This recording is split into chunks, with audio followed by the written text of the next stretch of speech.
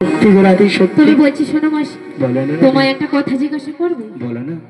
বলছি বলো না গো, বলো তুমি শীঘ্র করে বলো আমার সেই শ্যাম সুন্দরী কুসুম। একটিবার বলো না গো মাসি, একটিবার বলো। তুমি জানো তোমার শ্যাম সুন্দর, তুমি যেমনি ভাবে কেঁদে মরছো গো, তোমার শ্যাম সুন্দর তেমনি ভাবে তোমার বিরহে কেঁদে মরছে গো, তোমার বিরহে কেঁদে মরছে। হ্যাঁ গো রাধে, ওই শ্যামের মাসি শোনে হ্যাঁ গো আমি ওকে আর থাকতে পারছি না গো মাসি। সে তো সর্বদাই তোমার নাম বদল নিচ্ছে, সর্বদাই বলছে রাধে রাধে রাধে। সে তো রাধা বিনা আর কিছু জানে না গো। তুমি কি জানো গো? বলো মাসি। তোমার শ্যাম আমাকে আজকে পাঠিয়েছে গো।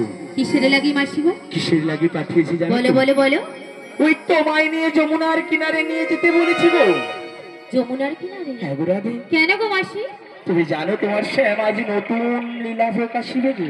তাই? হ্যাঁ গো। কি করে মাসি? কি করে জানো তো? তোমার শ্যাম সাজিবে নবীন কান্ডারি, আর ওই নবীন কান্ডারি সেজে কি করবে জানো তো? কি করবে মাসি? যমুনার উতাল তরঙ্গে মনের খেয়ালে ভাসতে থাকবে। আচ্ছা। আর তোমাকে নিয়ে ওই যমুনায় মিলন করাবে গো, নৌকবিলাস করবে। তাই?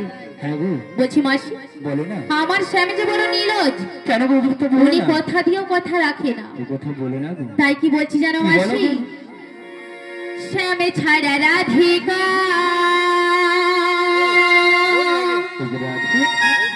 কি নিয়ে থাকবে, এত কষ্ট কথা রাখি বলো না মাসি গো। শ্যামে ছাড়া রাধিকা কি নিয়ে থাকবে, এত কষ্ট কথা রাখি বলো